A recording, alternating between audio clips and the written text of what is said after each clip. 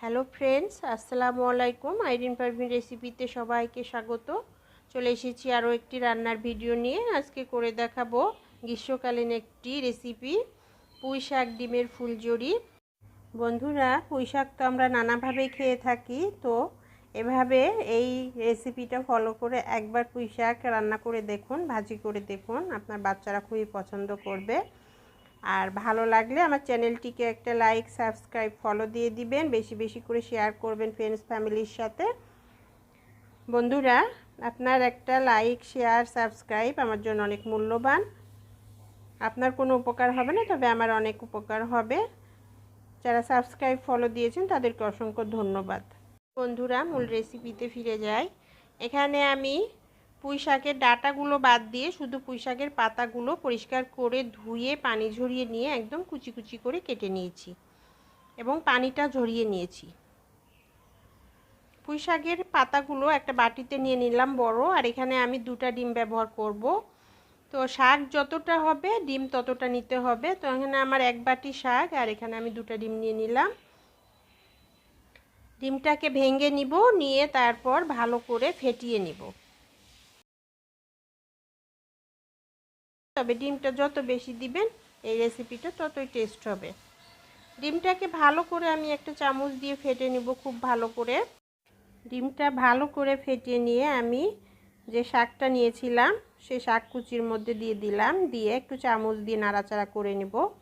তবে বন্ধুরা, যে কিছু জিনিসই চামচের চাইতে হাত দিয়ে ভালো করে চটকে মাখিয়ে নিলে খুব ভালো হয়। তো আমি হাত দিয়ে খুব ভালোভাবে ডিমটাকে শাকের সাথে মিশিয়ে নেব।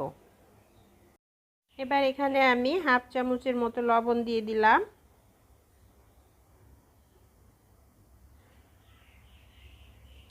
হাফ চামচ ভাজা জিরার গুঁড়া দিয়ে দিলাম। দিয়ে আবার এটা ভালো করে শাকের সাথে মিশিয়ে দিব। শাক, ডিম আর মশলাটা সব কিছু একসাথে ভালোভাবে মিশিয়ে নেব। এবার ভাজার প্রসেসে চলে আসলাম। প্যান বসিয়ে দিয়েছি চুলায়, আর এখানে আমি 1/2 কাপের মতো তেল দিয়ে দিলাম। এখানে 4 টেবিল চামচ তেল আছে। তেলটা গরম হয়ে আসলে এখানে আমি একটা বড় সাইজের রসুন কুচি করে নিয়েছি, একদম পাতলা করে। রসুন কুচিটা দিয়ে দিলাম। এখানে আমি একটা বড় সাইজের পেঁয়াজ কুচি করে নিয়েছি, পেঁয়াজ কুচিটাও দিয়ে দিলাম। আর এখানে 6-7টা কাঁচামরিচ কুচি করে নিয়েছি, কাঁচামরিচটাও এখানে দিয়ে দিলাম। সব কিছু দিয়ে এটা ভালো করে নেড়ে চেড়ে একটু মিডিয়াম হিটে রেখে ভাজবো। আমার ছেলে শাক খেতে একদমই পছন্দ করে না, সে খেতেই চায় না। তো আমি মাঝে মাঝে তাকে এভাবে শাকের মধ্যে বিভিন্ন রকম কিছু করে তাকে বিভিন্ন রকম রেসিপি করে দেই। তো এভাবে ডিম দিয়ে যদি পুঁই শাক আমি তাকে ভাজি করে দেই তো খুবই পছন্দ করে, খায় আর বলে ইয়াম্মি হয়েছে আম্মু। তো বন্ধুরা, আপনাদের বাচ্চাদের জন্য, যে বাচ্চারা শাক খেতে চায় না, তো এভাবে আপনারা শাককে যদি একটু অন্যরকমভাবে তাদের কাছে ভাজি করে দেন তাহলে অবশ্যই তারা খুব পছন্দ করবে।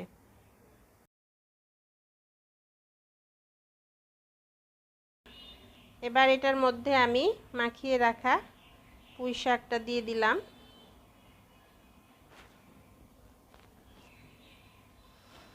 তারপরে এটাকে আস্তে একটু নেড়ে চেড়ে সমান করে দিব, উল্টিয়ে পাল্টিয়ে নাড়তে থাকবো। আর এই অবস্থাতে চুলার আঁচ লো ফ্লেমে করে দিব। একই প্রসেসে আমরা আরও অন্য শাক দিয়েও এভাবে ডিম দিয়ে ভাজি করতে পারি, সেটাও খুবই ইয়াম্মি হয়, খুব স্বাদ হয়। বন্ধুরা, অবশ্যই আপনারা এই রেসিপিটা ট্রাই করবেন, দেখবেন, বাচ্চাদেরকে খাইয়ে দেখবেন, ভালো লাগবে অবশ্যই। এখানে আমি 1/2 চামচ গোলমরিচের গুঁড়া অ্যাড করে দিলাম। গোলমরিচের গুঁড়াটা দিয়ে আবার এটাকে একটু নাড়ব। এটা একটু পরপর নেড়ে দিতে হবে। আর এই রেসিপিটা আমি ঢাকনা দিয়ে ঢেকে রান্না করব না, এটা ঢাকনা না দিয়েই রান্না করব। লো ফ্লেমে রেখে আস্তে আস্তে করে নাড়ব আর উল্টিয়ে পাল্টিয়ে দিব আর ভেজে নেব। ঢাকা দেওয়ার কোনো প্রয়োজন নাই, যেহেতু এটা একদম কচি কচি পুঁই শাকের পাতা। দেখুন অনেকটা ভাজা হয়ে গেছে। পুঁই শাকটা একদম সিদ্ধ হয়ে নরম হয়ে গেছে, ডিমগুলো একদম ঝুরি ঝুরি হয়ে গেছে। এই রেসিপিটা খুবই টেস্টি। আমি প্রায় সময় আমার বাচ্চাদেরকে করে দেই। ওরা যেহেতু শাক খেতে চায় না, তো শাকের এই রেসিপিটা করে দিলে খুব মজা করে খায়। হয়ে গেল আমার পুঁই শাক দিয়ে ডিমের ফুলঝুরি, আর রেসিপিটা একটা প্লেটে সার্ভ করে দিলাম। গরম ভাতের সাথে দুপুরবেলা অসাধারণ লাগে। বন্ধুরা, আপনারা একবার হলো ট্রাই করে দেখবেন এবং ভালো লাগলে কমেন্টস করে আমাকে জানাবেন। বেশি বেশি করে ফ্রেন্ডস ফ্যামিলির সাথে শেয়ার করবেন। আর যারা এখনও সাবস্ক্রাইব করেননি, ফলো দেননি, তাদেরকে রিকোয়েস্ট করব সাবস্ক্রাইব ফলো দেওয়ার জন্য। আল্লাহ হাফিজ।